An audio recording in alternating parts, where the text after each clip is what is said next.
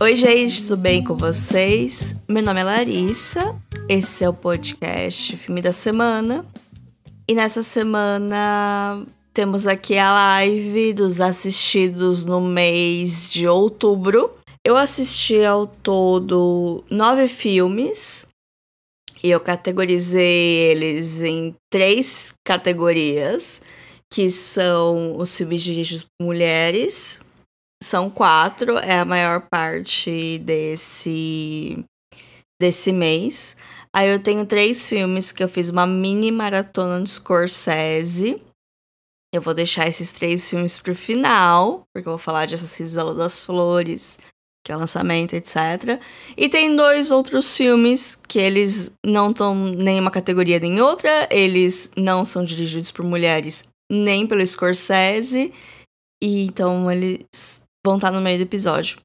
Aqui o esquema da live, né, o esquema do podcast, eu vou separar, ranquear esses filmes em 4 categorias, que aqui em cima são os filmes que eu amei, filmes que eu gostei muito, filmes que eu dei nota 8, 9, 10, que vão estar na minha lista de favoritos do semestre, muito provavelmente, filmes que gostei bastante, recomendo com bastante intensidade.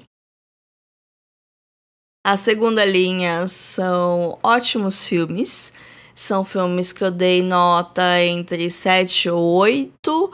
Notas muito boas, filmes que eu gostei bastante, filmes que eu ainda vou indicar, muito provavelmente vão ter episódios no podcast sobre. Alguns deles provavelmente vão estar na lista de favoritos do ano, mas eu não amei. Aí temos essa terceira linha, que são filmes ok. Eu ainda gostei deles. Eu dei uma nota entre 6 e 7. Eu talvez recomende ainda, talvez ainda tenha post sobre. Mas são filmes que eu não gostei com tanta intensidade assim. Se no segunda linha eu gostei, mas nem tanto, esse eu gostei e só.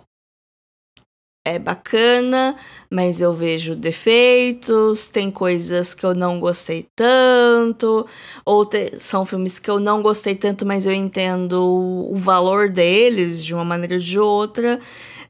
E são filmes que acabam meio que caindo no vale do esquecimento, filmes que eles não são tão memoráveis para eu lembrar o quanto eu gostei, mas também não o quanto eu odiei.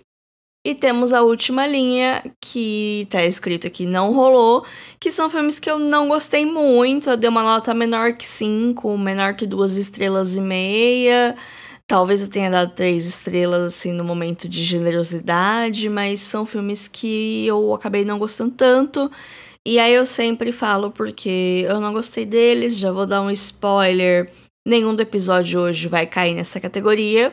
Foi um mês muito bom, assim, de filmes. Eu gostei bastante de muita coisa que eu vi. O que eu não gostei tanto não foi tão morna, assim. Teve um mês, acho que foi em maio, que eu vi muito filme e nenhum eu odiei, mas a maioria foi bem qualquer coisa. E eu acho isso ruim. Eu até prefiro que tenha um mês que eu desgoste com mais intensidade, porque eu consigo formar um pensamento crítico um pouco mais conciso do porquê eu não gostei ou porque aquele filme não me agradou. Agora, quando fica muito no meio termo, eu meio que não sei o que falar sobre, porque é aquilo, tem filme que eu terminei de assistir e eu nem lembro mais, e nem foi ruim, não foi uma experiência ruim, mas só ficou por aquilo mesmo, né? Mas explicados o sistema de categorização, explicadas as categorias dos filmes, vamos para os filmes de fato. Começando pelo último que eu vi no mês, que é Uma Morte no Gange.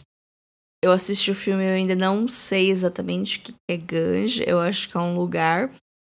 É um filme indiano de 2016, que eu vi no Prime Video. Mas assim, as legendas, elas são uma tradução automática da legenda em inglês.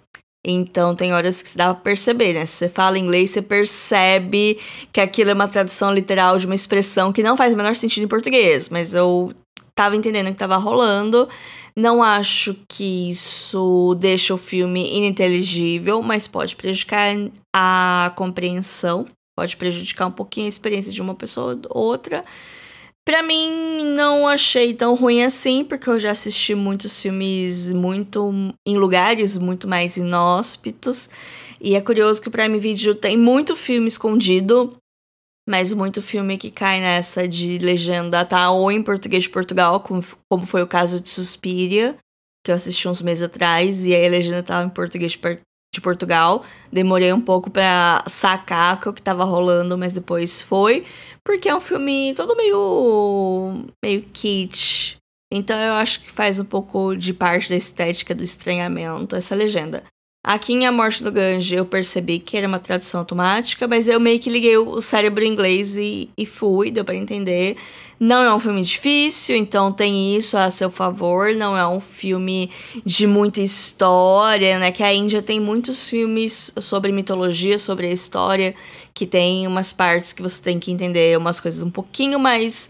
Não exatamente complexas, mas coisas que não fazem tanto parte da nossa cultura, de coisas que a gente tá mais familiar, né? Então, essa legenda pode ser um problema, mas aqui A Morte do Ganji não é, porque é um filme muito...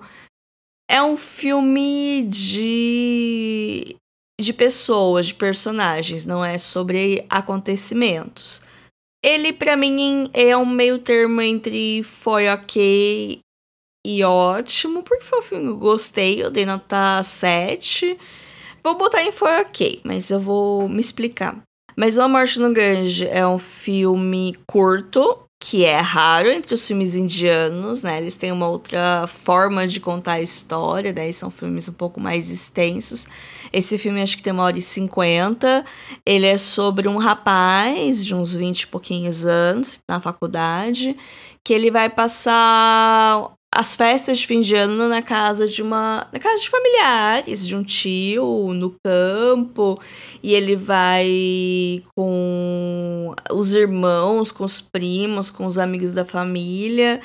Então tem toda essa vibe de férias com a família, e a maioria deles tá assim no começo da vida adulta, então tem esse negócio de transição, de adolescência para vida adulta, eles estão começando a ter problemas de adulto, alguns já têm há mais tempo, que uma das irmãs dele tem uma filha pequena, e aí ele fica muito tempo, a pessoa que ele tem mais contato é essa sobrinha dele, até porque ele sofre bullying do resto dos parentes. Então é aquele negócio que... Na verdade, o filme é um suspense. Porque ele abre com um negócio que aparentemente alguém morreu. E aí ele volta uma semana e vai contando o que vai acontecendo. E a gente vê esses dramas familiares pra no final entender o que aconteceu. Mas é um filme muito disso, de interações e de pequenas coisinhas que pra uma pessoa não significa nada. É só uma brincadeirinha e pra outra pessoa é tipo... Ah, eu não aguento mais esse cara chato que não para de encher meu saco... também lida um pouquinho, assim, bem por cima sobre saúde mental. Ele não chega a mergulhar muito nesse tema, mas é uma coisa que se faz presente até, né, na catarse de tudo.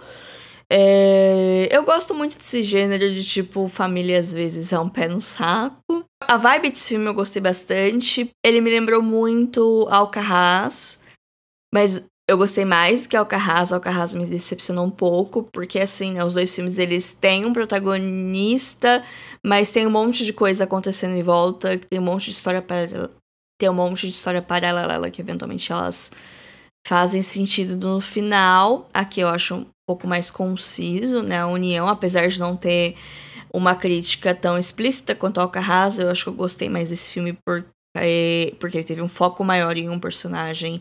E aí deu pra criar um pouco mais de empatia por ele, entender as coisas. Mas é um filme assim, é um filme de personagens, de situações. Eu gostei. Eu gostei de ter visto, eu gostei de ter descoberto. Uma pena que as legendas não estavam lá aquelas coisas, né? Mas foi um filme legal de ver. Então eu recomendo ele. Provavelmente em algum momento vai ter post na série dos 52 filmes por mulheres, né? Que são postagens que eu faço toda quarta. Inclusive hoje saiu um post no feed falando de um filme dirigido por uma mulher. Essa é a única série, assim, do perfil aqui do Instagram, que se você tá ouvindo o podcast é o @filme.a.semana. Então, desde o ano passado, eu faço posts semanais indicando um filme dirigido por uma mulher. Às vezes eu amei esse filme, às vezes eu só gostei, às vezes eu achei interessante, mas toda semana tem uma dica, então já tem 52 do ano passado, esse ano tá quase acabando, a gente tá na dica 45, e o ano que vem eu acho que eu vou continuar fazendo, apesar de que, assim, posts de um filme só, eles acabam não tendo uma boa repercussão em questão de engajamento. Eu já percebi isso, já conversei com outros colegas criadores e eles têm a mesma impressão. Mas eu gosto muito de fazer esse quadro, eu acho que faz sentido no perfil, então mesmo não tendo o resultado esperado, eu vou continuar ele ano que vem.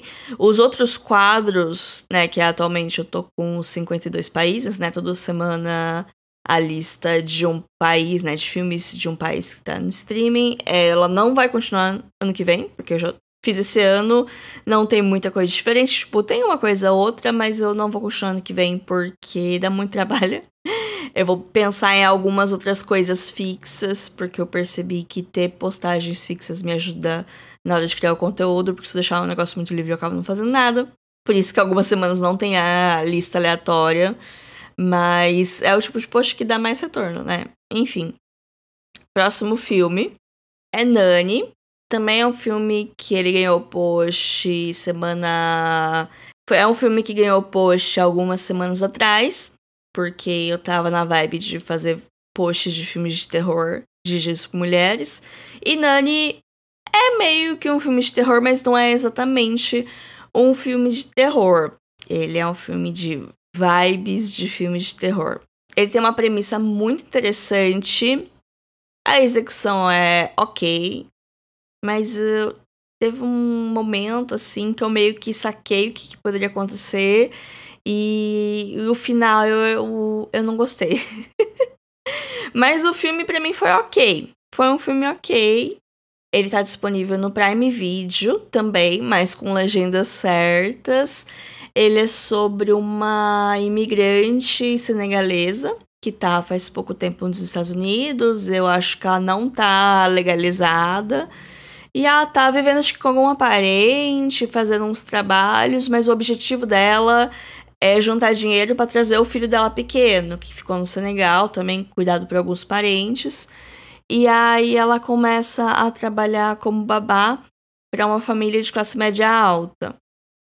E aí ela começa a cuidar dessa criança e tem todo o rolê de, tipo, ela não consegue ser presente pro filho dela, porque ela tá trabalhando pra conseguir dinheiro, pra conseguir um futuro melhor pro filho dela, enquanto ela cria a filha de um outro casal que também não tem tempo pra cuidar dela, porque tá todo mundo ocupado trabalhando pra ganhar dinheiro pra melhorar a vida dela. Então é, né, aquele ciclo, né? Mas enfim, tem esse comentário. E tem alguma coisa assim que fica meio que pairando, que é o aspecto de terror do filme, né?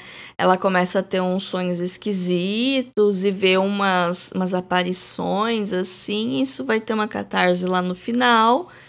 A catarse é interessante, os resultados dessa catarse nem tanto. Então fica aí essa recomendação mediana. Que é um filme, eu achei mediano, mas é interessante. É um filme de 1h40, ele é curto, ele é de uma mulher, dirigido por uma mulher negra. Não conhecia a diretora, acho que é promissor. E vamos ver, né, o que o futuro nos traz. Próximo filme também vi no Prime Video, tá sendo um mês muito de Prime Video, não sei o que aconteceu. É que eu fiquei sem MUBI esse mês, que eu dei uma pausa. E aí eu fui ver muita coisa no Prime, não sei por que exatamente. Mas o próximo filme é Tropa Zero, que é um filme fofo. Também, pra mim, fica no meio termo entre ótimo e ok. Eu vou colocar em ok. Porque ele é um pouco esquecível. E é um pouco bobo. Mas ele é bonitinho. É um filme fofo. É um filme bem sessão da tarde, assim, com as coisas boas e as coisas não tão boas que esse termo acaba trazendo pra nossa cabeça. É um filme de uma menininha de uns 8, 9, 10 anos. Eu não sei ver a idade de criança, mas é uma menina pequena, que é aquela atriz loira que ela faz tudo. Ela faz a versão de Todo Mundo Criança. Que eu não consigo lembrar o nome dela. Mas enfim, ela tá super em alta. Ela já não tá mais tão criança. Acho que ela já deve ter uns 15 anos hoje. Tropa Zero é um filme de 2019. E é um filme que tem a Viola Davis, tem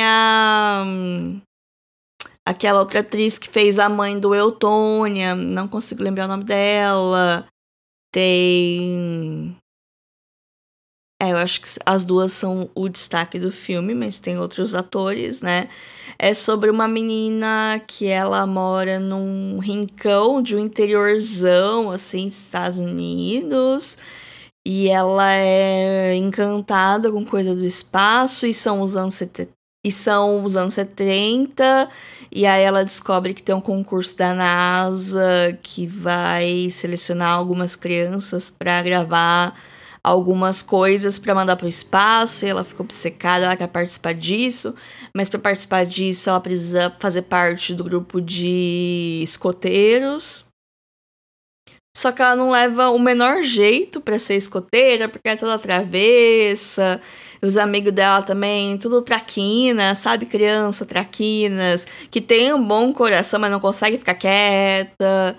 E aí ela vai se juntar com uma turma pra conseguir fazer esse rolê. E aí isso acaba tendo uma narrativa de família encontrada que eu adoro.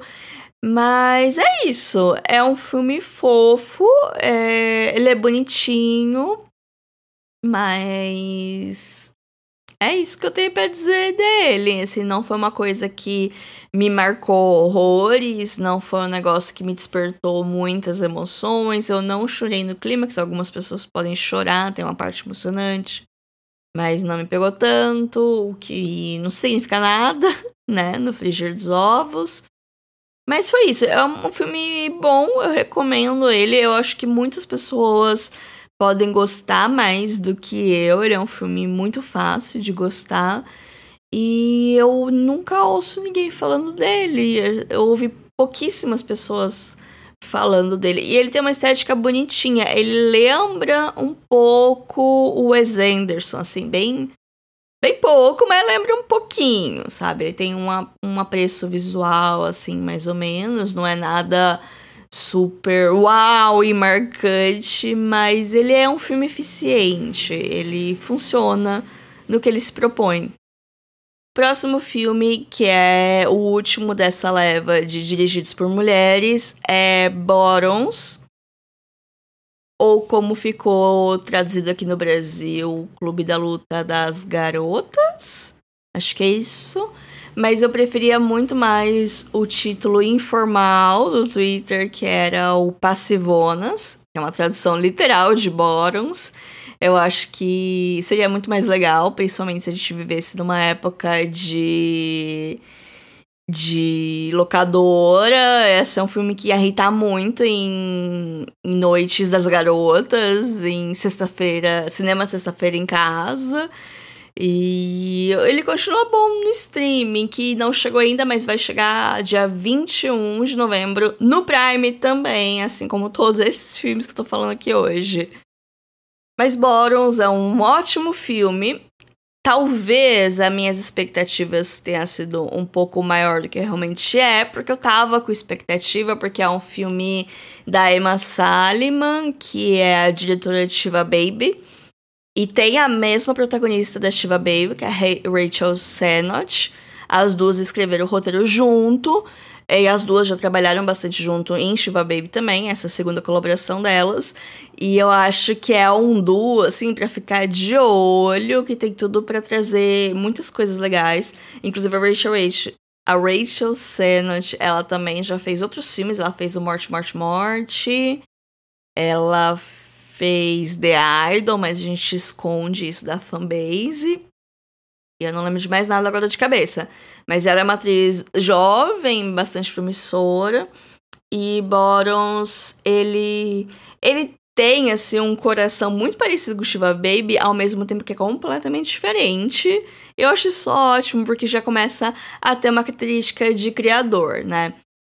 Bottoms é uma comédia besterol, que satiriza o formato de comédia besterol, de comédia adolescente norte-americana, esse negócio de high school e tudo mais.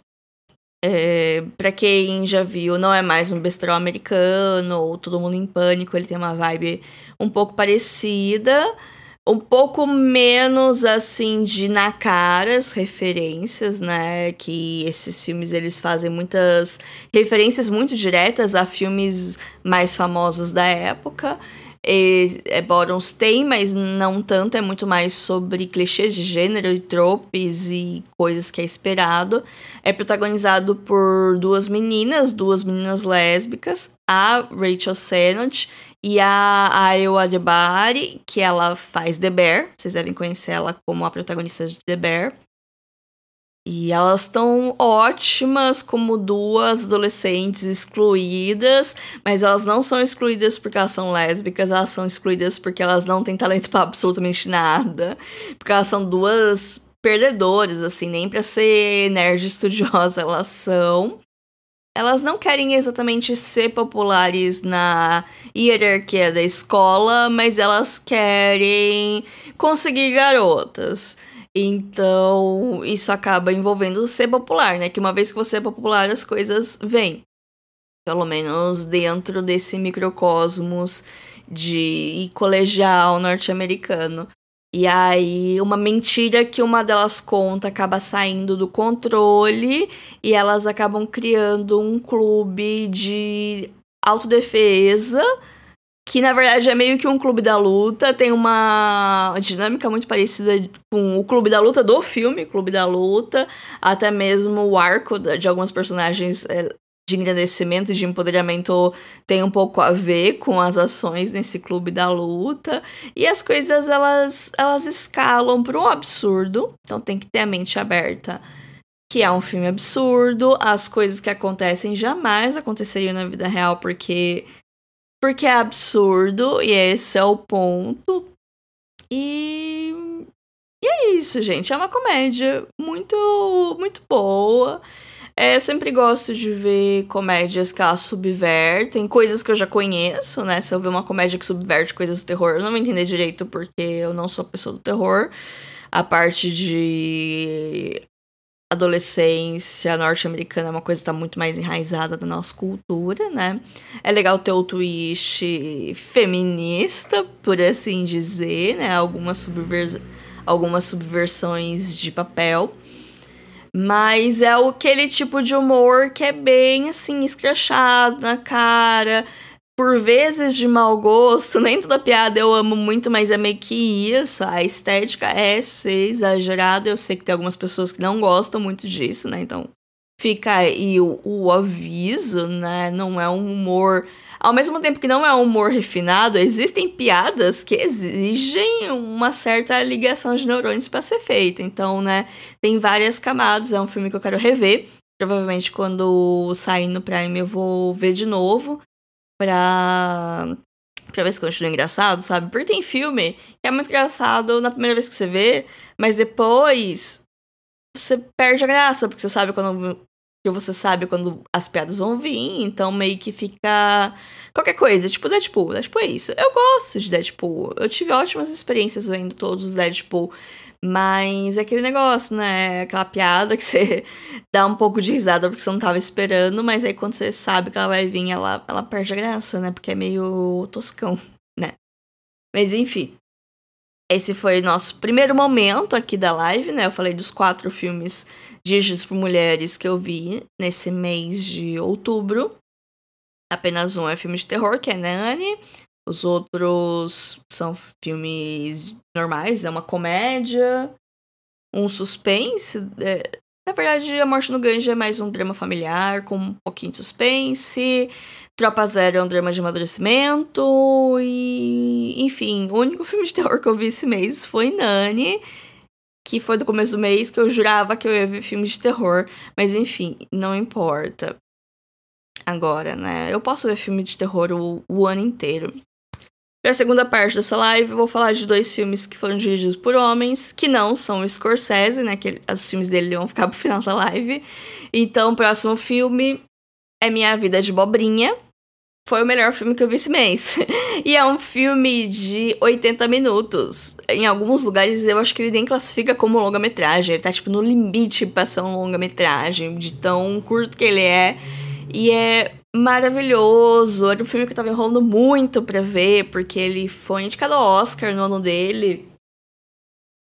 Eu esqueci de anotar o ano dele. Eu anotei o ano de todos os filmes e não anotei o dele. Mas eu acho que é 2015 ou 2016. Então é um filme que tá há muito tempo na minha lista. E eu assisti, eu amei. Eu fiz um episódio do podcast falando dele. Não só dele, mas de outros filmes também. Que é o episódio sobre Crianças Espertas. Eu falei de Pequena Mamãe também, que é um filme incrível. Os 2 foram escritos pela Céline Sciamma, que é a diretora francesa conhecida por Retrato de uma Jovem em Chamas e outras obras de arte contemporâneas. Aqui, Minha Vida de Abobrinha, ela escreveu, ela não dirigiu, foi um outro rapaz que dirigiu e escreveu também. É uma animação, é um stop motion de uns bonecos esquisitão, assim, mas uma vez que você começa a entender eles, você ama eles, e mesmo eles sendo esquisitinhos, você ama aqueles pedaços de massinha, né? Que é um stop motion de massinha. Minha Vida de Abobrinha vai acompanhar o personagem título, que é a Abobrinha. Ele é uma criança que acabou de ficar órfã. Então ele vai para esse orfanato e lá ele vai conhecer várias outras crianças em situação semelhante. Nem todas são órfãs, mas algumas estão lá, né? Porque os guardiões legais dela estão não lá, né? Aconteceram várias coisas. E é um filme que entra em detalhes do porquê cada criança tá lá. Ele vai dar um motivo para cada criança estar lá. E nenhum deles é leve, nenhum deles é de boa. Então fica esse aviso, se você for querer assistir com crianças mais novas, talvez não seja uma boa se a criança for muito pequena. Assim, de uns 10 anos pra cima, acho que até que vai. Mas menos que isso, não sei se é muito bom, não. Então, ele fala muito disso de crianças tendo que lidar com coisas que crianças geralmente não teriam que lidar. Mas elas também são crianças, elas querem se divertir, elas querem ter esse senso de pertencimento. E elas conseguem isso no orfanato, por mais que tenha meio que uma hierarquiazinha. Tem aquele cara que é um pouquinho mais forte, que faz um bullying com quem chega, mas na verdade ele tem um bom coração e todo mundo se dá bem. E ele é fofo, sem ser bobo, sabe? Que eu acho que Tropa Zero cai um pouco de ser meio bobinho em alguns momentos. Tipo, é fofo porque ela é meio bobinha. E aqui não, em nenhum momento eles são bobinhos. Mas eles são muito inocentes, mas você consegue ver, assim... Não vou falar que faz sentido e que tem uma lógica, como se uma coisa boba não tivesse lógica. Mas é meio que essa linha de pensamento que eu tô tentando construir, sabe? Você entende o que eles pensam, você entende que eles têm uma visão de mundo não muito grande, um pouquinho limitada, justamente porque eles são jovens, porque eles não conhecem muito do mundo, não conhecendo agora, meio que obrigados, mas que eles entendem as coisas que acontecem à volta deles, eles entendem as consequências das coisas que acontecem, e aí eles vão entendendo o mundo desse jeito. Só que tudo é muito sutil. Tudo isso que eu tô falando é uma interpretação longa de um negócio que é tipo uma cena que você já saca tudo isso que eu falei, sabe? Então eu acho que o filme ele tem uma construção Ele tem uma construção de personagem muito boa, uma história muito simples, mas que é eficiente, que emociona. Ele tem, né, aquelas engrenagens girando pra emocionar, me emocionou. E é maravilhoso esse filme, é muito, muito, muito lindo. Eu recomendo, eu vi ele no Prime, mas eu sei que ele tá na Mubi também. Não olhem pro filme e vê que é uma animação e ache que ele é pra criança ou que ele é bobo, porque não, nem toda animação é pra criança, né? Fica aí um alerta, mas também não é porque é uma animação com uma classificação indicativa baixa que vai ser uma coisa bobinha pra passar o tempo. Talvez te traga algumas reflexões. O próximo filme é nacional, de 2015, que é Nise no Coração da Loucura. Já adianto que é um ótimo filme. É uma cinebiografia da Nise da Silveira. Eu não sou muito fã de cinebiografias, principalmente enquanto formato, porque eu acho que é um formato um pouco quadrado, que as expectativas de uma cinebiografia acabam colocando ele nessa caixinha quadrada. E também você tem um viés da vida de uma pessoa, né? Querendo ou não, toda narrativa é enviesada, até a narrativa que se propõe a ser imparcial não é exatamente imparcial, porque não existe esse negócio de você ser imparcial. Mas enfim. Mas eu acho que esse filme, ele é eficiente em contar não a história inteira. Eu acho que isso que é o pulo do gato. Porque cinebiografias que elas querem contar a história inteira de vida de uma pessoa no intervalo de 2 horas é muita coisa. E também pode cair em muitas armadilhas do tipo, essa pessoa foi problemática, mas ela sofreu na infância, veja só, assim, né? Enfim, não é o caso aqui, ele se concentra num espaço de tempo específico.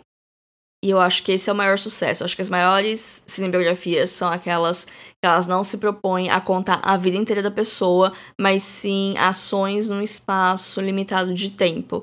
Que eu acho que é mais fácil de você formular um pensamento, contar uma história com começo, meio e fim, e desenvolver melhor as coisas em volta. Porque tem gente também que fez, tipo, uma coisa interessante, mas a vida era meio chata. Tipo, aquele cara lá que foi pro espaço, que tem aquele filme lá, First Man. Enfim, o cara foi o primeiro cara na Lua, mas a vida dele não era tão legal assim. Não que a minha vida seja muito legal, muito interessante, se for fazer uma cinebiografia minha, mas enfim, eu prefiro quando as cinebiografias elas resolvem focar num espaço de tempo daquele acontecimento marcante da vida dessa pessoa do que querer contar a vida inteira, desde antigamente, pipipipopopó. Não sei se vocês estão ligados quem é Nise da Silveira, então um pequeno parênteses aqui. Por isso que assistam esse filme para conhecer mais o trabalho dela. Ela é uma figura muito importante na medicina brasileira, na psicologia brasileira, quiçá mundial, na luta antimanicomial brasileira. Ela era uma psicóloga, uma psiquiatra, agora não me lembro. Mas, não, ela era médica, ela era formada em médica, ela foi uma das primeiras mulheres formadas em medicina aqui no Brasil. E ela trabalhava em manicômios, né? Que era um rolê comum antigamente. Antigamente, até muito recentemente, né? De você mandar pessoas com doenças mentais para esses lugares isolados. E nem sempre eram só pessoas com doenças mentais, às vezes eram só pessoas que causavam algum tipo de disrupção na comunidade, pessoas indesejadas, viciadas em drogas, pessoas que causavam problemas, mães solteiras. Às vezes os maridos mandavam as esposas que começavam a dar um pouquinho de problema para casar com a amante, já que não podia divorciar, que não era bem visto, mandava ela para um hospício, assinava um atestado de invalidez e casava com uma outra pessoa, porque, né, precisa ter filho, né? Mas, enfim, isso não importa agora. Eu tô lendo bastante, assim, sobre a luta antimanicomial brasileira, porque tá tendo uma exposição aqui no Sesc Bauru, inclusive fica o convite pra vocês, tá tendo uma exposição sobre a Nise da Silveira. Eu não fui ver a exposição inteira ainda, eu só passei por ela, mas tá tendo algumas programações focadas, né? em saúde mental, em a história, né, da luta antimanicomial no Brasil. Tá tendo um clube do livro, que eu tô participando das reuniões, tá sendo muito legal. E com isso eu meio que comecei a ler o Holocausto Brasileiro, né, então tem muitas coisas que estão meio que na ponta da língua nesse tópico. Mas enfim, a Anísia Silveira, ela foi uma pessoa muito importante nesse aspecto, né, da história recente do Brasil. Ela faleceu no começo dos anos 2000, se não me engano, já bem idosa, né, ela viveu uma vida longa. E o filme vai acompanhar os trabalhos dela, eu não me recordo agora o nome do lugar, mas era um manicômio onde ela começou a questionar um pouco o tratamento da época, era basicamente eletrochoque, isolamento e deixar o pessoal, todo mundo num galpão até, sei lá, alguém acontecer alguma coisa terrível. E ela começou a trazer arte-terapia, a tratar as pessoas como pessoas mesmo, e trazer muito esse negócio da arte, né, pra entender quem são aquelas pessoas, por que elas estão lá, o que elas pensam, né, e ajudar, e com isso ajudar elas, né, no tratamento das doenças, né, começou a ver a doença mental como uma doença mesmo, não como um distúrbio, não como um problema, né, mas como uma doença que é uma coisa que pode ser tratada. E com isso mudou muito a forma que a gente lida com o tópico hoje, assim, a gente tem muito o que caminhar ainda, né, mas parte do trabalho parte dos avanços são do trabalho dela, né? Então é uma figura muito importante. O filme serve a esse propósito, a mostrar quem ela é. A Anísia é interpretada pela Glória Pires, tá muito boa no papel. Tem a fórmula quadradinha da cinebiografia, tem um final emocionante, pipipipopopó. Mas o que me pegou no filme é que ela tem, né, o encerramento dela, e depois coloca uma entrevista da própria Anísia, assim, meio que pra fechar, né? Não é um negócio muito tipo, ela viveu mais tantos anos, ela fez isso, isso e aquilo, não é isso. É meio que pra fechar, é uma filmagem dela, uma entrevista dela, uma das poucas entrevistas que ela deu. E ela tá bem velhinha, assim, ela parece uma pessoa muito boa de conversar. E aí eu achei emocionante. Isso é uma coisa que eu gosto de biografias, né, de pessoas mais recentes, né, que você tem filmagens e tal, e dá pra inserir isso de alguma maneira no filme, né, quanto mais criativo, melhor. Aqui não é, assim, o ápice da criatividade humana, o ápice do cinema com C maiúsculo, mas ele é um bom filme, ele é eficiente no que ele se propõe, ele tá bem amarradinho ali enquanto história, enquanto estrutura narrativa, a Glória Pires tá muito bem, e eu acho que é um filme que ele deveria ser mais assistido, porque eu acho que as pessoas têm que conhecer mais o trabalho da Anísia. Então vamos agora para a minha pequena maratona dos filmes de Scorsese. Um pequeno contexto antes. Eu não vi muitos filmes do Scorsese. Essa que é a verdade. Eu comecei a me confrontar isso quando saiu o Irlandês, que foi em 2020, acho. Que eu vi, teve todo aquele negócio de, ai meu Deus, é um filme de 3, 4 horas. E é pra ver tudo de uma vez, e aí não vou, aí eu vou dividir como se fosse uma minissérie, pipipipopopó. Também foi a época que o Scorsese começou a soltar declarações sobre os filmes da Marvel, e os fãs ficaram muito doídos, mas eu não acho que ele falou nenhuma mentira, né? Estou aqui com minha blusinha da Capitã Marvel, mas ele não falou nenhuma mentira, tanto que, olha, o filme novo das Marvel, que estreia amanhã nos cinemas, né, essa semana, se você tá ouvindo o podcast no sábado, já estreou, e tem zero marketing. Eu mesma não vou no cinema assistir. A cabine, acho que foi hoje, e assim, gente, a cabine de imprensa, que é a exibição antecipada para veículos de imprensa e tal, para o pessoal produzir conteúdo sobre... Geralmente é na semana da estreia ou na semana anterior, depende um pouco do hype do filme, né? Quanto mais hypado, mais próximo só que ao mesmo tempo tem alguns dias. Geralmente tem 2 dias, né? O filme estreia na quinta, a cabine geralmente é na terça. e cai o embargo na quarta. Mas assim, você tem a terça, você tem a quarta pra produzir o conteúdo pra postar na quarta pro filme sair na quinta, né? Embargo é tipo, você viu o filme, mas você não pode falar de nada. Nem se gostou ou não gostou, não pode falar nada. E aí quando cai o embargo, você pode falar. Costuma ter a sessão na segunda ou na terça, o embargo costuma cair mais próximo, mas ainda dá tempo de criar material. Agora, a cabine das Marvels foi, tipo, um dia antes da estreia. O pessoal tem que correr pra fazer conteúdo e, tipo, é muito apertado, sabe? É apertado. O embargo vai cair praticamente na estreia, assim. Acho que tá caindo agora à noite, deve estar saindo agora as primeiras reações. E é uma pena, né? Porque eu acho que é o primeiro filme do MCU dirigido por uma mulher negra, que é a Nia da Costa, que ela já fez alguns filmes de terror. Tem protagonista feminino, de várias etnias, e o filme vai ser tombado por causa disso. O pessoal vai colocar a cabeça, nossa, não dá pra fazer filme com mulher porque ninguém vai ver, olha só. Sendo que o marketing foi tenebroso, a produção desse filme tá rolando faz muito tempo, a produção dos filmes da Marvel tá cada vez pior, né? Os filmes estão cada vez mais genéricos e feios, assim, plasticamente feios. Simplesmente não estão divulgando.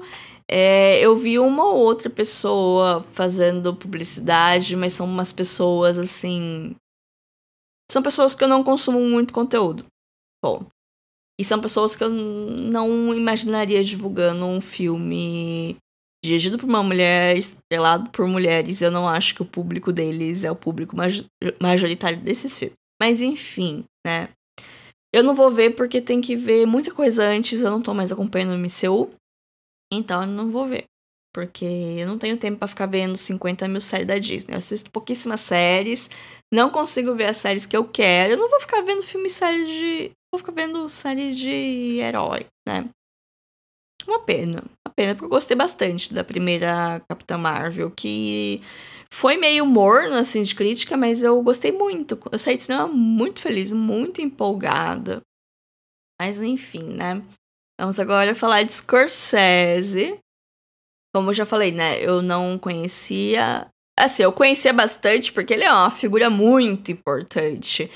Ele é um dos maiores expoentes da nova Hollywood, né? Que foi o movimento de cinema novo de Hollywood, que tá meio que ligado com a formação do blockbuster moderno, de certa maneira.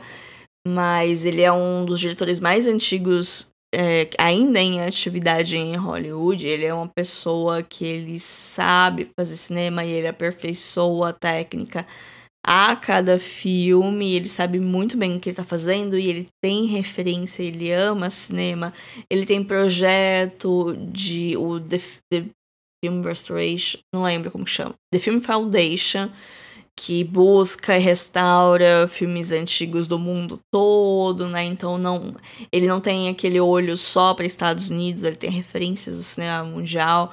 Então, assim, precisa respeitar ele. Mesmo que você não goste dos filmes, tem que entender a importância dele pro cinema norte-americano e pro cinema mundial, de certa maneira, porque todo mundo começou a fazer cinema depois dos anos 80, tem ele como um tipo de referência, né? Eu tinha visto muito pouco dele. E, assim, eu tinha um pouco de gastura, mas não dele, dos fãs, né? Da figura cinéfila que fala... Como assim você é cinéfila e você nunca viu Goodfellas? Você nunca viu Taxi Driver? Taxi Driver, melhor filme do universo. Tipo, essa galera, eu tinha um pouquinho de ranço. Assim, de fato, o Poderoso Chefão, né? Tem o pessoal do Poderoso Chefão que é insuportável, mas o Poderoso Chefão, de fato, é uma obra-prima. Não existe questão disso, concordo. Mas eu tinha um pouco de problema com os fãs do Scorsese, não com o Scorsese. E hoje eu sou uma grande fã de Scorsese, né? Enfim, como o mundo dá voltas. Mas eu tinha visto pouca coisa dele. Eu vi o Irlandês, eu gostei do Irlandês, eu inclusive queria rever. Porque o Irlandês eu vi 2 vezes, né? Eu precisei parcelar, que eu tava com sono. E eu gostei muito da primeira parte que eu vi. E depois, quando eu voltei pra ver, eu não gostei tanto porque eu tava um pouco... você desfocou. Eu não gosto de pausar filme porque nunca volta do mesmo jeito. Uma vez que eu saio, eu prefiro começar de novo o filme do que começar a ver pela parte que eu parei. Eu perco muita imersão. Então eu queria rever o Irlandês de cabo a rabo, porque eu achei uma premissa muito legal. A última cena do Irlandês é fantástica. Mas enfim, são 4 horas aí, né, de filme. Eu tinha visto Lobo de Wall Street, que foi um filme que eu vi na época que saiu. Eu era nova, que o filme é de 2013, 2014. Não lembro. Mas eu era nova lá, eu não tinha as referências necessárias pra apreciar um filme de um protagonista detestável, sabe? Eu ainda tenho problemas com protagonistas detestáveis, eu vou falar disso quando eu falar de Taxi Driver. Mas o Lobo de Wall Street foi um filme que na época eu achei um pouquinho superestimado. Hoje eu entendo o valor dele. E eu acho que o Oscar do DiCaprio deveria ter sido desse filme, não do filme do urso lá, que é meio chatão. Esse ainda não deu a volta pra mim, mas é porque eu não consegui engolir muito Inárritu, mas... Enfim, detalhes. Então, até então, os filmes que eu tinha visto do Scorsese era o Irlandês, que eu gostei, mas é um pouco extenso. O Lobo de Wall Street, que eu achava um pouco superestimado, mas hoje, em retrospecto, eu acho que eu gosto um pouco mais. E A Invenção de Hugo Cabret, que esse sim é um filme muito importante pra mim. Eu vi na época que saiu, é um filme de 2011. Em 2011 eu tinha 19 anos, né? Então eu era uma jovem, minha cabeça era de 16 na época, né?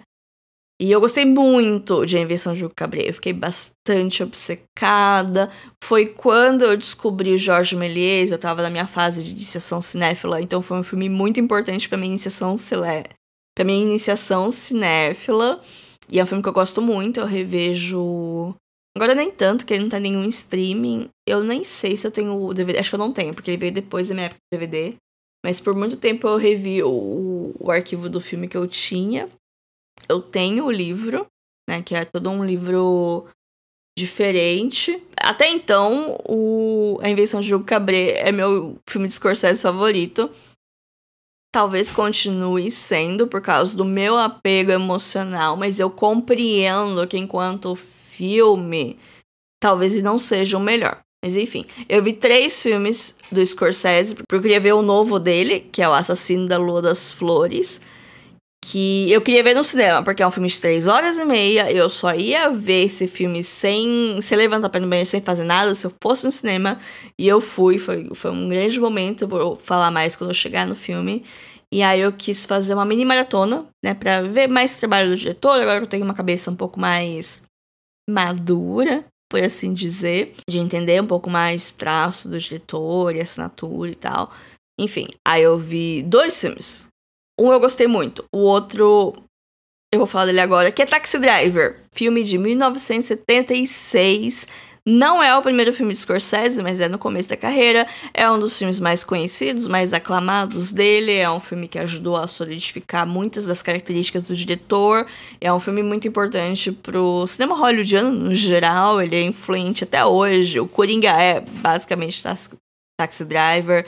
O filme de hoje que eu postei no feed, que é o Você Não Está Realmente Ali, Aqui e Agora, sei lá. Ele também bebe muito da fonte de Taxi Driver. É um filme muito influente até hoje e não tem como classificar ele em nenhum lugar além de ótimo. Dito isso, é um filme sobre nada. Ele não tem uma história. A sinopse dele é que é sobre um motorista de táxi nas ruas de Nova York tentando encontrar algum sentido pra vida dele, né? É com o Robert De Niro, novinho. Ele é um motorista de táxi, né? Ele trabalha para uma empresa de táxi, ele é um jovem que ele não tem muito... Eu não lembro se ele voltou da guerra e não tinha o que fazer. Não, acho... Não sei, talvez.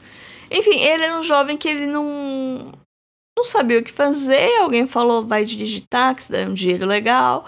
E aí ele começa a dirigir táxi, e aí ele faz uma grana legal...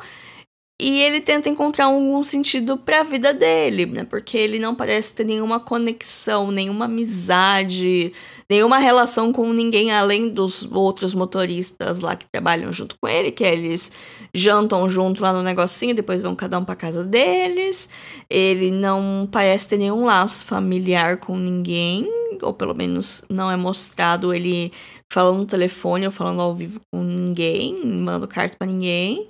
Ele não tem nenhum relacionamento, ele tem uma ideia meio meio esquisita de relacionamento de pessoas, ele idealiza muitas coisas, ele vê uma mulher e ele se apaixona perdidamente. Por quê? Porque ela é loira e magra. Aí ele vai lá e se apaixona perdidamente por essa mulher loira e magra, sem saber absolutamente nada dela.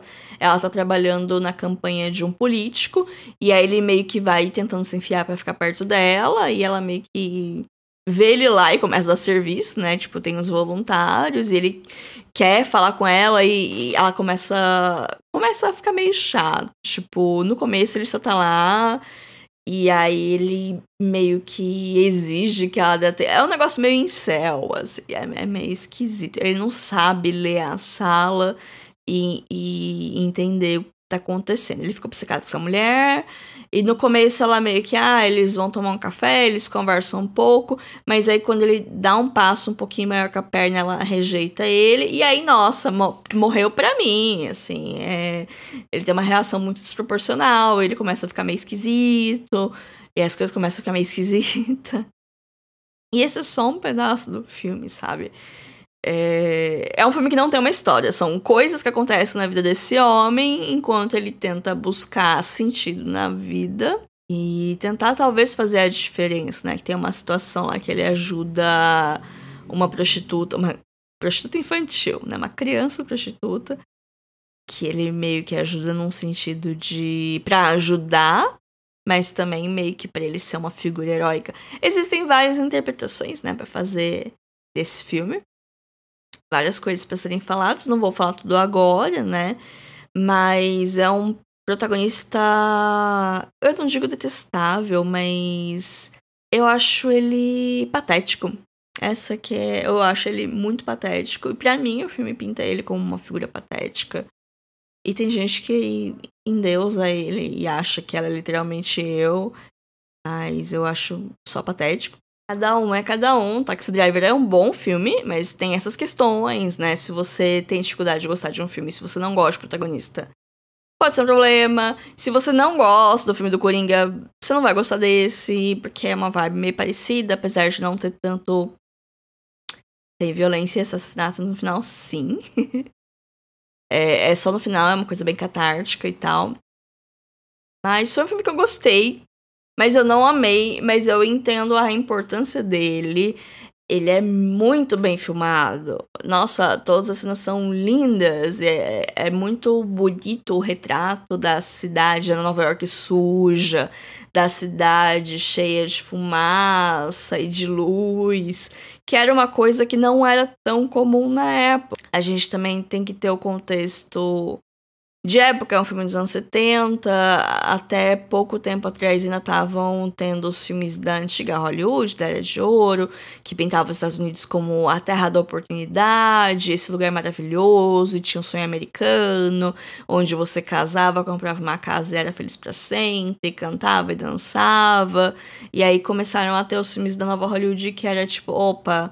Não é bem isso aí, a vida não é tão boa assim, a vida nas cidades é difícil, a cidade grande é violenta, as pessoas estão voltando da guerra, os veteranos estão voltando da guerra e não tem muito o que fazer, e a violência tá a níveis alarmantes, né, que era uma coisa assim dos anos 70 nos Estados Unidos, e aí esses filmes eles retratam isso. Então é uma coisa que hoje pra gente é comum de ver, naquela época... Não era necessariamente inédito, né? Que a nova Hollywood já começa no final dos anos 60, assim.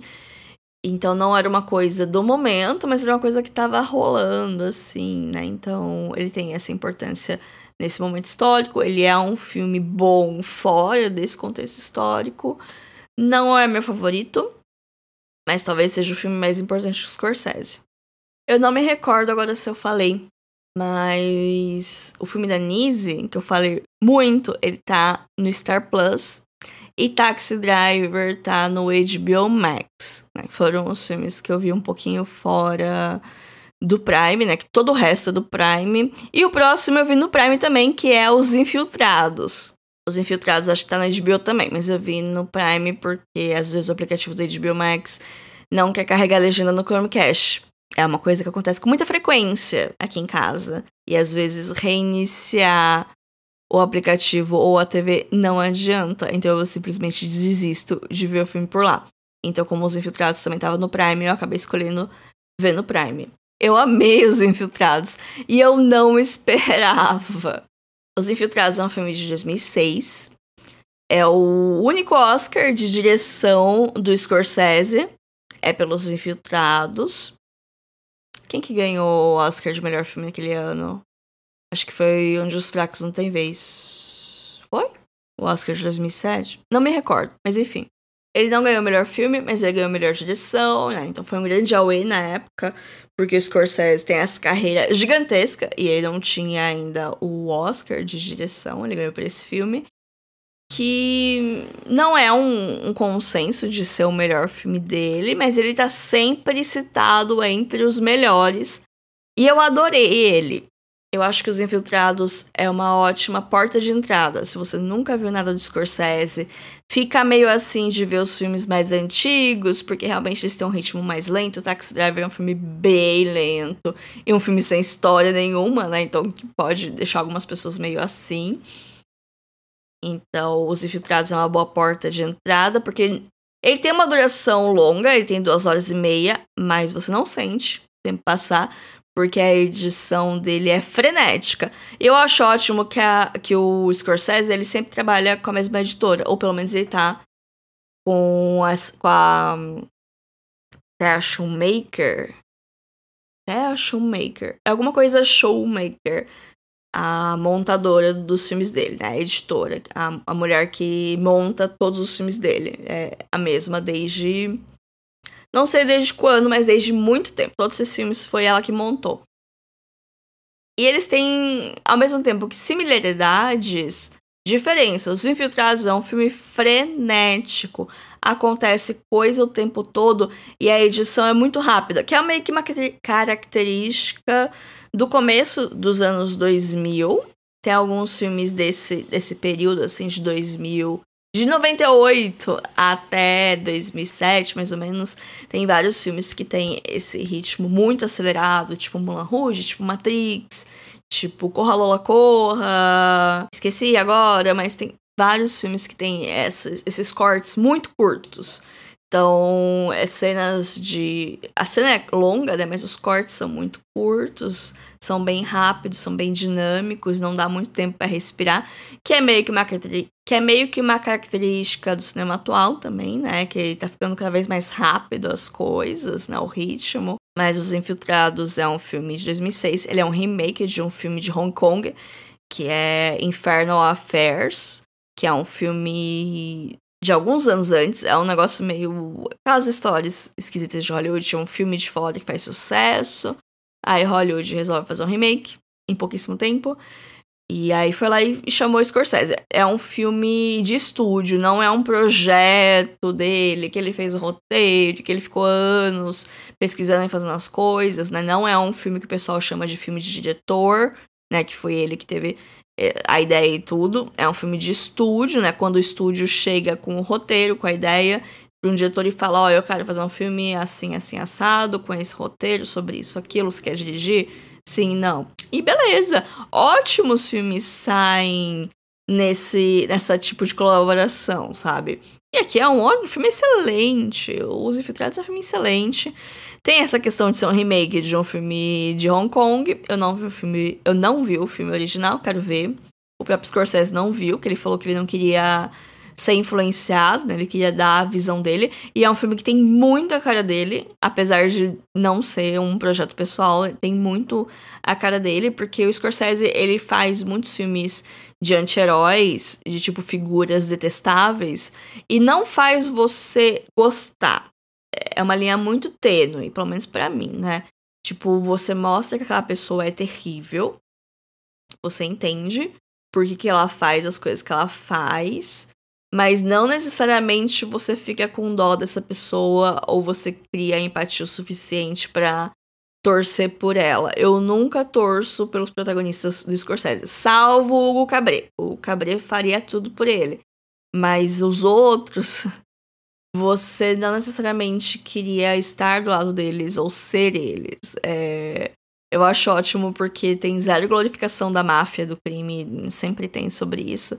Porque é muito estressante, mostra como é estressante ser um criminoso. O crime não compensa porque te deixa estressado. E o estresse faz o cabelo cair. E aí, Os Infiltrados, ele é sobre... É uma plot complicada. Mas ela faz sentido. Tanto que eu precisei dar uma pausada no começo que eu fiquei meio confusa. Mas aí eu li a sinopse e aí foi. É sobre dois caras, o Matt Damon e o Leonardo DiCaprio. O Matt Damon, ele cresceu numa vizinhança lá, onde tinha a máfia irlandesa, onde a máfia irlandesa estava bastante presente. E quando ele era criança, ele ficou meio que próximo de um dos chefões dessa máfia. Mas ele nunca teve, tipo, uma relação formal. Sempre foi um negócio meio... Ele era o cara dos recados. E aí, conforme ele foi crescendo, ele meio que mostrou, assim, vontade de querer ser policial. E aí, esse chefão da máfia, que é o Al Pacino... Que é o Pacino, que nada. É o Robert De Niro. Não é o Robert De Niro. Eu tô confundindo todo mundo. É que o Scorsese ficou usando os mesmos atores e aí eu me confundo. É o Jack Nicholson. Pronto. O chefe da máfia, que é o grande vilão do filme, é o Jack Nicholson. Que inclusive deu um monte de input. Tem um monte de cena esquisitaça com ele. Que eu fiquei tipo... O que tá acontecendo? Essa cena não acrescenta em nada pro filme. Aí depois eu fui ver as curiosidades e era tudo input do Jack Nicholson. Tipo, e se a gente fizesse uma cena assim, assim, assado? Aí os Scorsese falavam, vamos fazer. Aí fizeram, aí botaram no filme. Por quê? Porque cinema. Porque tudo pode no cinema, né? Mas enfim. Aí, né, tem esse personagem do Jack Nicholson, que é o chefão da máfia, e o Matt Damon é meio que o pet dele. Aí ele vai se tornar policial e ele acaba sendo o infiltrado da máfia na polícia. Gente, os primeiros 10 minutos de filme. Eu só tô explicando porque o Matt Damon e o Leonardo DiCaprio, eles estão um pouquinho parecidos e eu me confundi um pouco de que tava rolando. Mas com 20 minutos de filme, você tem o pontapé, porque é um filme de 2 horas e meia. Ele demora um pouquinho pra estabelecer, mas é rápido. Acho que é porque é rápido demais, eu me perdi um pouco. Então estou dando esse contexto aqui pra vocês. Nossa, eu quero fazer um episódio desse filme, porque eu gostei muito desse filme, mas eu preciso pesquisar mais e talvez ver o filme de Hong Kong. Mas enfim, esse momento vai chegar. Aí tem o personagem do Leonardo DiCaprio, que eu não lembro muito do passado dele, mas ele tem alguns parentes que têm ligações com a máfia. E ele também quer ser policial, ele também passou pela academia policial. Não exatamente da mesma turma do Matt Damon, eles não se conhecem direito, mas se conhecem de vista, mas não se conhecem muito bem. Então... não o suficiente pra um saber quem que é o outro. E aí, quando ele vai entrar na força policial, o pessoal barra ele, porque não, tipo, você tá conectado com esse pessoal da máfia, que acho que é uma outra máfia, não lembro que máfia que era. E a gente não vai deixar você ser policial, porque vai que você é um espião, né? KKKKK. E aí o Leonardo DiCaprio fala, não, eu não tenho mais ligação com esses parentes, não sei o que tem que lá, coitado, ele é muito inocente. E aí o pessoal fala, tá bom, a gente vai aceitar você, mas você vai ser nosso infiltrado na máfia. Você vai aproveitar que você tem essas ligações, você vai entrar pra essa máfia que a gente quer prender o Jack Nicholson. Só que a gente não tem prova, é aquele rolê, tipo, todo mundo sabe que ele é o chefe da máfia, que ele tá por trás de tudo, mas ele é tão bom que ele não deixa a ponta solta. Então não tem nada pra incriminar ele. Então eles falam pro Leonardo DiCaprio, você vai lá, você vai se filtrar, então você vai ser nosso informante dentro da máfia. Enquanto isso, a máfia tem um informante dentro da polícia e a polícia começa a fazer uma operação pra caçar esse chefão. Então, um jogo de gato e rato disso. Existem 2 infiltrados. Um não sabe quem é o outro. Todo mundo sabe que tem um infiltrado em algum lugar. Ninguém sabe quem é o infiltrado. É isso, o filme. Espero que tenha vendido bem esse filme de 16 anos atrás pra vocês, porque ele é um filme muito bom.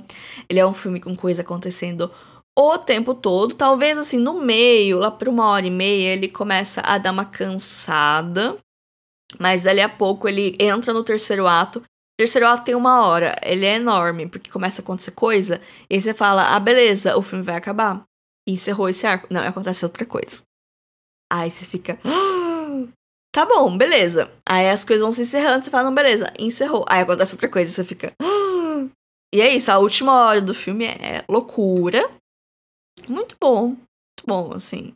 Não senti o tempo passando.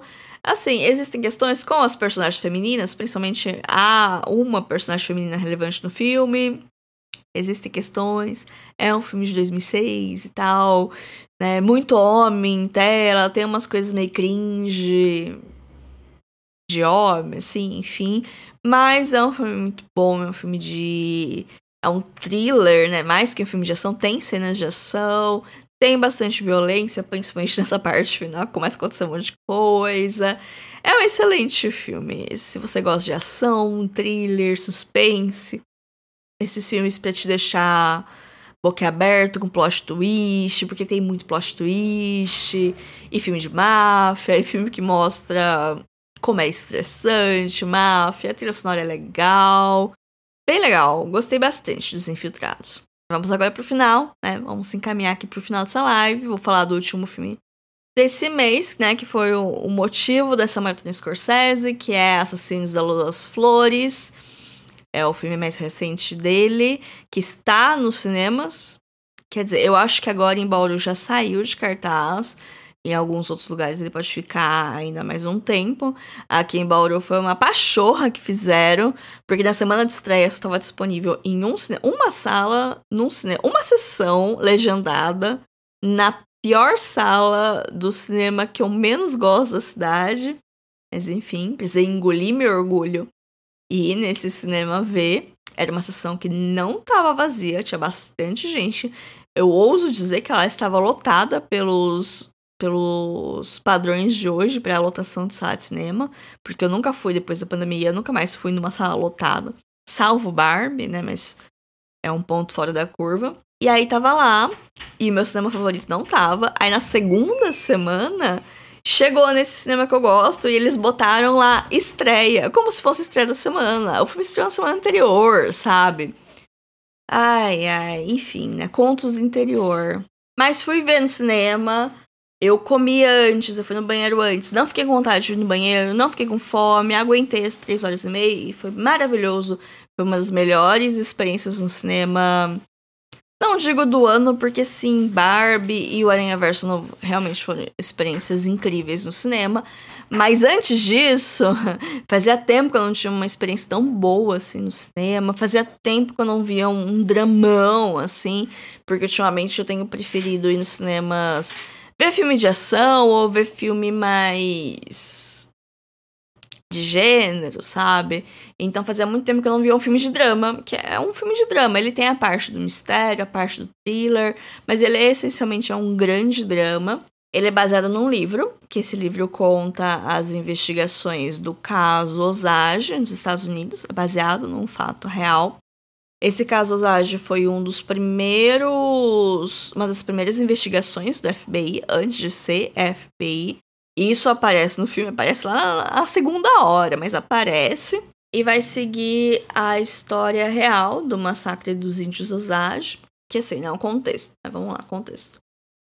Esse povo Osage é um povo indígena lá dos Estados Unidos. E eles... com todo o rolê que teve lá, né, o tratamento dos indígenas, das terras indígenas, a corrida para o oeste, etc., eles foram meio que jogados, assim, num pedaço de terra lá no estado, não lembro que estado que era, mas era meio que um fim de mundo, assim, que ninguém queria, então botaram a reserva deles lá. E aí, no começo do século passado, né, 1900, mais ou menos, acharam petróleo nessa terra. Então, né, a ironia, né, a terra que ninguém queria... foi onde acharam petróleo. E o povo Osage, eles se tornaram um povo muito rico, meio que do dia pra noite. E aí, isso meio que causou uma corrida, né? Todo mundo queria ir pra lá pra trabalhar. E ao mesmo tempo que causou uma inversão da ordem social, entre muitas aspas, né? Porque eram os povos indígenas que estavam com muito dinheiro, meio que mandando...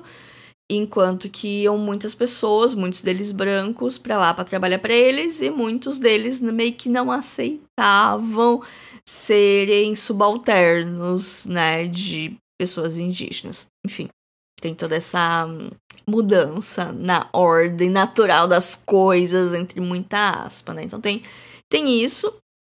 E aí, com o tempo, vários dessas pessoas indígenas começaram a aparecer mortas. Sobre circunstâncias diversas. Algumas pareciam acidentes, algumas pareciam suicídios, algumas pareciam mortes naturais. Mas começou a ser muito pro pessoal ficar tipo, cara, isso não é normal. Mas o resto do pessoal, tipo, não, poxa, que trágico, a vida é assim, né? Basta estar vivo pra morrer, né? Tanto que qualquer investigação é meio que desencorajada e meio que fica por isso mesmo, até o FBI eventualmente se envolver e descobrir o que tava rolando. Esse é o contexto do que aconteceu, né? Aí aqui no filme, a gente vai ter o personagem do Leonardo DiCaprio, que chega. Ele é um veterano de guerra, lutou a Segunda Guerra, voltou, foi morar com o tio dele, que é o Robert De Niro, que é o Robert De Niro mesmo, que é meio que um senhor de terras nessa região. Ele não tem terra que tem petróleo, mas ele tem cabeças de gado, então ele meio que é um senhorzinho por lá. Ele é uma pessoa bastante conhecida, bastante influente naquela região. Ele é muito amigo do povo Osage. Ele se vangloria muito de como ele é bondoso e como eles têm essa relação muito amigável, etc, etc. E aí o Leonardo DiCaprio vai lá trabalhar com ele. Eles começam a trabalhar juntos. Eventualmente ele começa a ter mais contato também com o povo Osage. Até que ele conhece a Molly, que é a personagem da Lily Gladstone. E eles se apaixonam, eles resolvem casar e construir uma família. E nesse meio tempo, a família da Molly é uma família bastante influente. E as irmãs dela começam a aparecer mortas. E ela começa a ficar tipo, ai, nossa, isso não tá certo. E enquanto o Leonardo DiCaprio fica, não, poxa, que trágico, eu tô aqui pra te ajudar. E ela fica tipo, não, vamos investigar. E aí acontece o filme, né? E tem várias coisas sobre isso, mas o ponto de vista principal é o personagem do Leonardo DiCaprio, né? Que é um narrador não muito confiável. Porque, assim, não tem a questão do plot twist de no final do filme você descobrir que no final era tal personagem o tempo todo, porque o filme nunca esconde que era esse personagem ou esse grupo de personagens. Tipo, não é um spoiler da vida real falar que tal pessoa foi. Eu não vou falar quem, porque conforme você vai assistindo o filme, você vai descobrindo. Mas não é uma grande revelação saber quem tá por trás disso. Não é uma coisa difícil de descobrir, basta 2 neurônios, né? E conhecer um básico de história do mundo. Mas o filme não é sobre isso, é sobre muitas coisas, né? E aí que vai. Eu já vi pessoas falando que, tipo, talvez seria melhor se o ponto de vista estivesse totalmente no povo Osage, uma visão mais de dentro. E realmente seria mais legal. Tipo, mais legal assim. Seria mais impactante, provavelmente. Mas seria um dramão impactante sobre uma grande tragédia. Talvez seria um pouquinho mais Oscar bait. Talvez não. Talvez fosse o filme melhor. A gente não dá pra saber, porque não é esse o filme que temos. A gente tem o filme que tem e a gente tem que falar do filme que tem aqui, né? Mas eu acho que faz sentido pro repertório do Scorsese, porque ele costuma fazer o protagonista ser o Leonardo DiCaprio, porque é um protagonista de uma moral cinza, ao mesmo tempo que ele tem um compasso moral meio duvidoso, ele tem alianças meio duvidosas, ele tem lealdade duvidosa, mas ao mesmo tempo eu nunca duvidei que ele amasse a Molly. Pra mim, sempre foi real aquele sentimento, apesar de que também a gente pode entrar, né, o que é o amor e o que é o amor através do tempo e através das épocas, né, o que significava, né, o laço do matrimônio, o que significa hoje, o que significava naquela época, né, como que as coisas mudam. É uma discussão de pano pra manga, da pano pra manga, mas eu acho muito engraçado como o filme pinta o personagem do Leonardo DiCaprio como um parvo, uma pessoa um pouquinho desprovida de inteligência, que acha que é inteligente. Acho que isso que é o mais irônico nele. Ele acha que ele é muito esperto, ele não é. Ele não é. Tipo, teve uma cena que ele tinha que fazer um negócio, e ele foi lá fazer o negócio, e eu percebi que ele não fez o negócio do jeito que era pra ter feito. E eu falei, caraca, ele não fez o negócio certo.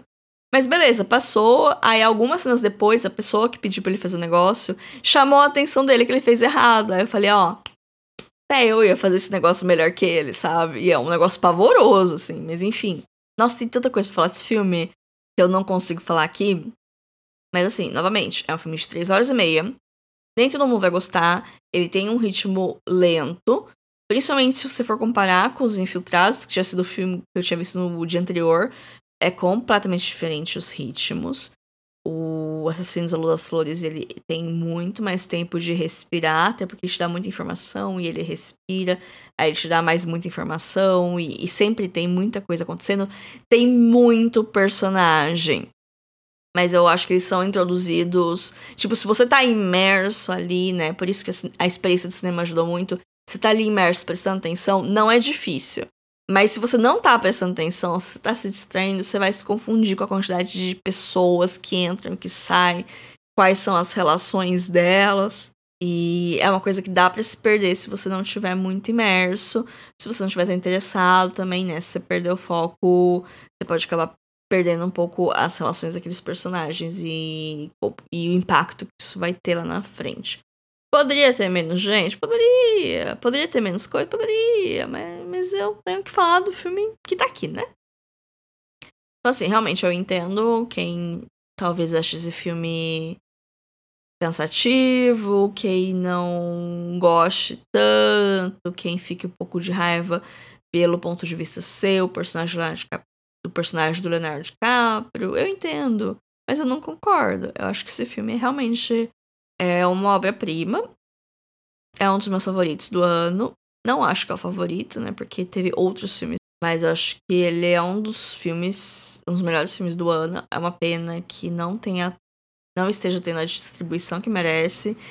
O protagonismo nas conversas que merece, porque é um filme que tava bastante hypado nas bolhas cinéfilas e apenas nas bolhas cinéfilas, né? Eu acho que é um filme que ele precisa ser visto, sim. Eu acho que ele tange um tema muito importante, com uma abordagem bastante interessante. Assim, eu também não tenho esse local de fala pra falar, mas o pouco que eu sei, que eu entendo, eu gostei do jeito que foi abordado. E eu amei o final. Porque, assim, filme baseado em história real, as coisas se encaminham para um encerramento. E às vezes é meio parecido o jeito que se encerra. Então, tanto eu tava meio que sentindo a duração, eu tava meio que sentindo que o filme tava chegando perto dos finalmente, e eu ficava pensando, cara, como que isso vai encerrar? Porque, beleza, essa história aqui tá acabando, mas a vida dessas pessoas não acabou, não exatamente, né? Como que vai amarrar? Vai subir o PowerPoint falando fulano aconteceu outra coisa, ciclano aconteceu outra coisa, outra pessoa morreu. Tipo, que nem acontece. Mas eu achava que não ia acontecer desse jeito. E não acontece. Eu achei maravilhoso o jeito que encerrou. O artifício narrativo para amarrar o fim. Eu achei fantástico. Eu achei criativo. Eu achei que faz sentido com a história, com a época, com o que ele tava contando. E tem um cameo do próprio homem, do Scorsese, no final. E a hora que ele apareceu, eu fiquei emocionada. Eu fiquei emocionada, né? Nessa hora, né? É um filme que ele emociona em vários momentos, mas foi quando o homem apareceu ali que eu fiquei, tipo... Cinema, muito bom estar viva enquanto história acontece, sabe? Não só as coisas ruins, mas as coisas boas também. Eu acho que esse é um filme que ele vai sobreviver ao teste do tempo. Ele vai ser um filme falado, estudado muito mais ao longo do tempo, ao longo dos anos. Não sei, não acho que ele é o melhor da cinematografia do Scorsese, não acho que ele é o mais importante.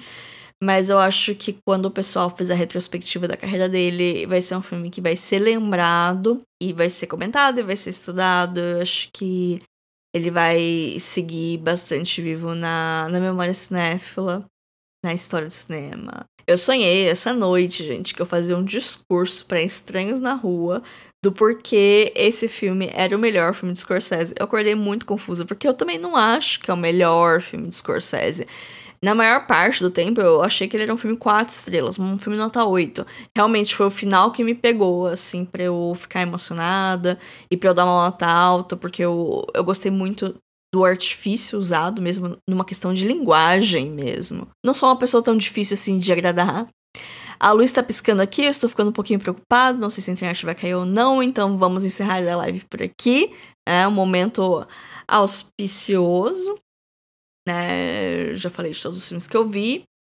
Se eu for ordenar eles, eu gostei mais de Minha Vida de Abobrinha.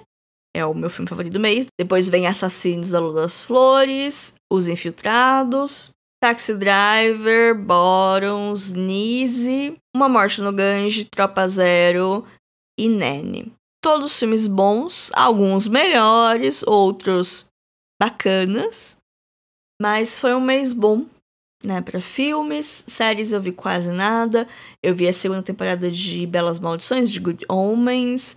Gostei muito. Era uma série que eu não achava que precisava de uma segunda temporada, porque a primeira temporada já adaptou o livro, já encerrou a história. Renovaram pra uma segunda temporada. Eu fui cética, eu fui ver, eu gostei muito. Assim, é uma grande fanfic, mas tudo bem, é uma fanfic boa. São personagens que eu gosto. E agora eu quero uma terceira temporada, porque terminou com gancho. E agora eu quero saber o que vai acontecer. Eu vi a terceira temporada de Only Murders in the Building, que é uma série que eu gosto bastante. É uma série de suspense de Star Plus. Good Omens está no Prime Video, que foi a grande estrela dessa noite. Mas Only Murders in the Building eu acho divertida. Eu acho que é uma série muito fácil de gostar. É uma série que dá pra assistir com os pais. E tem essa questão de ter um mistério, quem matou, ao mesmo tempo que tem uma vibe meio leve, meio gostosinha, meio aventuras de amigos, sendo que são, na verdade, 2 homens idosos e uma moça com a crise dos 30 anos, que é uma dinâmica que no passado talvez fosse um pouco problemática, poderia ir para caminhos esquisitos, mas a série em nenhum momento existe sequer a possibilidade disso acontecer, e eu acho isso maravilhoso. Essa tá sendo a série que tá me fazendo gostar de Selena Gomez. Eu nunca me importei muito com Selena Gomez, tipo, não odiava, mas também não ligava pra ela. Agora eu adoro Selena Gomez por causa dessa série. Então, assim, a terceira temporada não é tão boa quanto a primeira, mas eu acho que ela é melhor que a segunda. Que a segunda tem uma barriguinha meio chata no começo, depois ela fica boa. A terceira eu acho ela mais o mesmo nível a temporada toda. Não é tão boa que nem a primeira. É que a primeira tem o choque da surpresa. Você não acha que aquela série vai ser boa, sabe? Você quer desafiar. Você fala, todo mundo tá falando dessa série. Será que ela é tão boa assim? Vamos ver. Aí você vai meio assim, sem ter muita certeza. E a série é boa. Aí você fica surpresa. Você fala, caraca, é muito boa. Aí ela te conquista assim, né? Mas é uma série boa que eu gosto. Foram essas séries que eu vi, as temporadas inteiras. Leitura, não li nada, quer dizer, eu li, mas eu não terminei nada esse mês. Eu estou acumulando muitas leituras para terminar agora nessas últimas semanas do ano, que eu não quero começar o ano que vem com leitura desse ano. E aí, boa sorte pra mim, né?